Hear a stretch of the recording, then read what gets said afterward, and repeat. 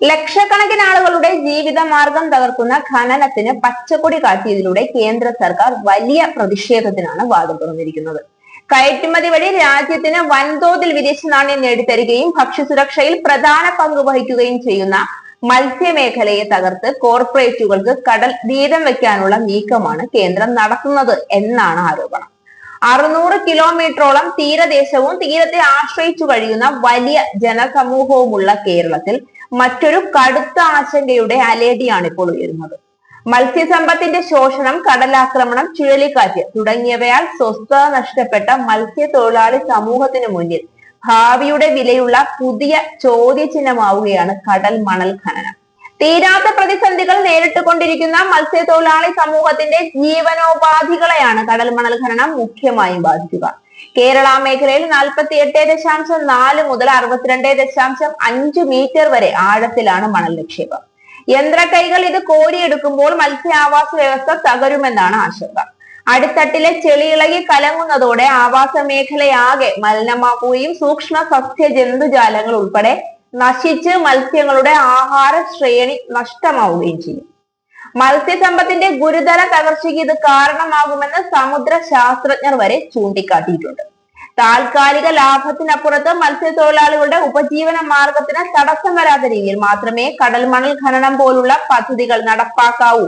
അതുമൂലം സമുദ്രാവാസ വ്യവസ്ഥയ്ക്ക് ദോഷമുണ്ടാവില്ല എന്നും മത്സ്യസമ്പത്തിന് നാശമുണ്ടാകില്ലെന്നും ഉറപ്പുവരുത്തുകയും വേണം. കേന്ദ്ര സർക്കാർ ഓഫ്ഷോർ ധാതുക്കളുടെ ഖനനവുമായി ബന്ധപ്പെട്ട് നടത്തുന്ന നീക്കത്തിനെതിരെ കേരളം ശക്തമായ എതിർപ്പ് നേരത്തെ തന്നെ അറിയിച്ചിരുന്നെന്ന് വ്യവസായ മന്ത്രി പി രാജീവ് വ്യക്തമാക്കി. 3 തവണ സർക്കാർ പ്രതിഷേധം അറിയിച്ചെന്നും അദ്ദേഹം വാർത്താ സമ്മേളനത്തിൽ പറഞ്ഞു. കൊച്ചി കേന്ദ്ര മൈനിംഗ് മന്ത്രാലയം ആദ്യമായി നടത്തിയ റോഡ് ഷോയിൽ തന്നെ കേരളത്തിന്റെ ശക്തമായ പ്രതിഷേധം രേഖപ്പെടുത്തിയിരുന്നു. വകുപ്പ് principal secretary APM Mohammed Hanish കേന്ദ്ര മൈൻ സെക്രട്ടറി കാന്തറാവു മുൻപാകെ ഇതേക്കുറിച്ചുള്ള സംസ്ഥാന നിലപാട് അറിയിച്ചിരുന്നതാണ്. സംസ്ഥാനത്തിന്റെ താൽപര്യങ്ങൾ സംരക്ഷിക്കുന്നതിനാവശ്യമായ നടപടികൾ കേന്ദ്ര സർക്കാരിന്റെ ഭാഗത്തു നിന്നും ഉണ്ടാകണമെന്ന് അഭ്യർത്ഥിക്കുകയും ചെയ്തിരുന്നു.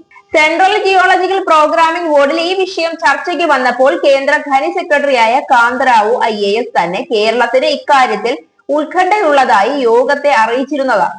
സംസ്ഥാനത്തിന്റെ താൽപര്യങ്ങൾ സംരക്ഷിച്ചുകൊണ്ട് മാത്രമേ ധാതു പര്യവേഷണത്തിനും ഖനനത്തിനുമുള്ള ലേല നടപടികൾ ആരംഭിക്കാവൂ എന്ന് വ്യവസായ വകുപ്പ് പ്രിൻസിപ്പൽ സെക്രട്ടറി കേന്ദ്ര സർക്കാരിന് വീണ്ടും കത്ത് നൽകിയെന്നും മന്ത്രി പറഞ്ഞു.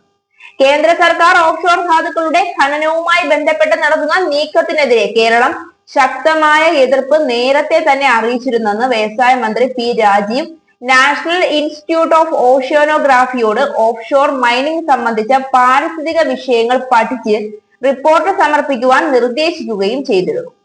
ഫെബ്രുവരി 13 സംസ്ഥാനത്തിന്റെ താൽപര്യങ്ങൾ സംരക്ഷിച്ചുകൊണ്ട് മാത്രമേ ധാതു പര്യവേഷണത്തിനും ഖനനത്തിനുമുള്ള ലേല നടപടികൾ ആരംഭിക്കാവൂ എന്ന് വ്യവസായ വകുപ്പ് പ്രിൻസിപ്പൽ സെക്രട്ടറി കേന്ദ്ര സർക്കാരിന് വീണ്ടും കത്തു നൽകി. 2023 OAMDR ഭേദഗതി വന്നതിലൂടെ ആഴക്കടലിലെ ധാതു പര്യവേഷണം പൂർണ്ണമായും സ്വകാര്യ മേഖലയ്ക്ക് തന്നെ കൊടുക്കുന്ന സ്ഥിതിവിശേഷമാണ് ഉണ്ടായിട്ടുള്ളത്. മുൻപ് ധാതു പര്യവേഷണവും ഖനനവും രണ്ടായി നൽകിയിരുന്നതും അത് GSI പോലെയുള്ള സംസ്ഥാനങ്ങളുടെ മേൽനോട്ടത്തിലും ആയിരുന്നു. അത് പൂർണ്ണമായി നിർത്തലാക്കി. ആയതിലൂടെ ധാതു പര്യവേഷണത്തിലെ റിപ്പോർട്ടുകളുടെ ആധികാരികത ഉറപ്പാക്കാൻ സാധിക്കാതെ വരുന്നു. ആയത് അറ്റോമിക് മിനറലുകളുടെ ത്രൈഷോൾഡ് വാല്യൂവിന്റെ വിഷയത്തിൽ പോലും ബാധകമാണ്. OAMG ഫണ്ടിന്റെ ഉപയോഗത്തിൽ ഖനനം നടക്കുന്ന തീരദേശത്തെ സംസ്ഥാനങ്ങളുടെ യാതൊരു സുരക്ഷയും അവകാശവും സംരക്ഷിക്കാതെയാണ് നടപടി. കേന്ദ്ര സംസ്ഥാന വർക്കുകളുടെ യാതൊരു പഠനവും കൂടാതെ ധാതു പര്യവേഷണം ഉൾപ്പെടെയുള്ള ഖനനം സ്വകാര്യ മേഖലയ്ക്ക് 50 വർഷത്തേക്ക് തുറന്നു കൊടുക്കുന്നത് വലിയ പാരിസ്ഥിതിക സാമൂഹിക പ്രത്യാഘാതങ്ങൾ ഉണ്ടാക്കുമെന്ന് സംസ്ഥാനം ആശങ്കപ്പെടുന്നു.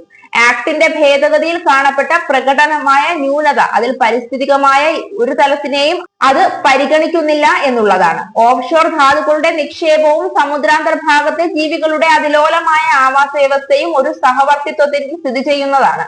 ധാതുഖനനത്തിലൂടെ ആവാസ വ്യവസ്ഥയ്ക്കും തനതു മത്സ്യസമ്പത്തിനും എപ്രകാരം ആഘാതമുണ്ടാകുമെന്നുള്ളത് കൃത്യമായി സംബോധന ചെയ്യേണ്ടതാണ്.